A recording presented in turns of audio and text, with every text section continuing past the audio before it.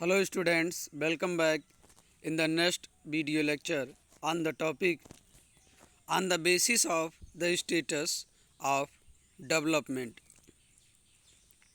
Potential resources. Resources which are found in a region but have not been utilized.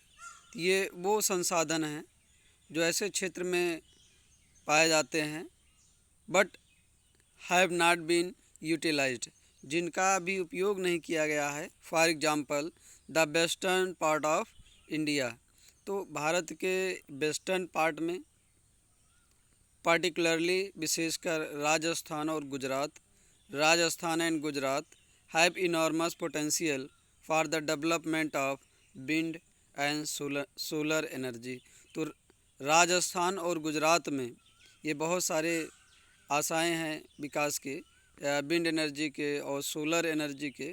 यहाँ पे wind energy और solar energy develop किया जा सकता है, but so far these have not been developed properly. लेकिन अभी इस एनर्जी को अच्छी तरह से डेवलप नहीं किया गया है। Developed resources which are surveyed and their quality and quantity have been determined for utilization। तो ऐसे संसाधन जिनका सर्वे किया गया है और उसकी क्वालिटी और क्वांटिटी उपयोग के लिए डिटरमाइंड किया गया है, निश्चित किया गया है। The development of resources depends on technology and level of their feasibility. ये जो डेवलपमेंट है रिसोर्सेज का, ये किस पे डिपेंड है? Technology and their of and level of their feasibility. Next है stock. Materials in the environment which have the potential to satisfy human needs। तो ऐसे मटेरियल्स, पदार्थ जो इन्वायरमेंट में हैं और ये ह्यूमन के नीड्स को सेटिस्फाई कर सकते हैं, मनुष्य की आवश्यकताओं को पूर्ति कर सकते हैं, but human beings don't have the appropriate technology to access this.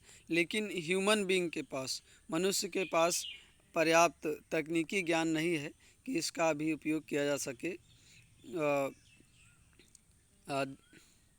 और इंक्लूड अमंग स्टॉक्स, तो इसको स्टॉक्स में शामिल किया गया है। For example water is a compound of two gases. तो उदाहरण के लिए वाटर जो है दो गैसों का मिश्रण है, हाइड्रोजन एंड ऑक्सीजन। तो कौन सी गैसेस का कंपाउंड है water? Hydrogen and oxygen. Hydrogen can be used as a rich source of energy. Hydrogen का उपयोग एक रिच सोर्स ऑफ एनर्जी के रूप में किया जा सकता है, but we don't have advance technical know how to use it for their purpose. लेकिन हमारे पास तकनीकी ज्ञान नहीं है कि हम इसका कैसे उपयोग करें। Hence it can be considered as stock. तो इसको भी हम स्टॉक के रूप में कंसीडर कर सकते हैं, रख सकते हैं। नेक्स्ट है reserves. Reserves are the subset of the stock which can be put into use with the help of existing technical know-how, but their use has not been started। तो रिजर्व्स वो stocks हैं जिसका हम तकनीकी ज्ञान के माध्यम से इसका उपयोग कर सकते हैं, लेकिन अभी इसका यूज प्रारंभ नहीं किया गया है, मीन्स इसको रिजर्व रखा गया है। These can be used for meeting future requirement. तो इसको फ्यूचर रिक्वायरमेंट्स के लिए रखा गया स्टॉक के रूप में।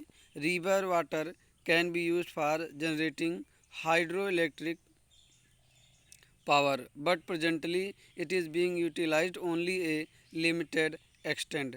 देखिए, जो नदियों का पानी है उसका हम जल विद्युत उपयोग करने में, जल विद्युत उत्पादन करने में यूज कर सकते हैं, लेकिन अभी वर्तमान समय में इसका बहुत ज़्यादा उपयोग नहीं किया गया है, लिमिटेड है, सीमित है इसका उपयोग।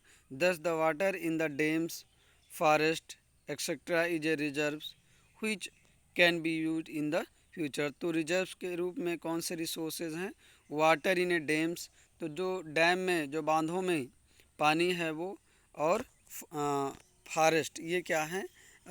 ये स्टॉक्स हैं। Is a reserve, sorry, reserve हैं, रिजर्व रिसोर्स हैं। Is a resource which can be use in future, in the future, जिसका हम भविष्य में उपयोग कर सकते हैं।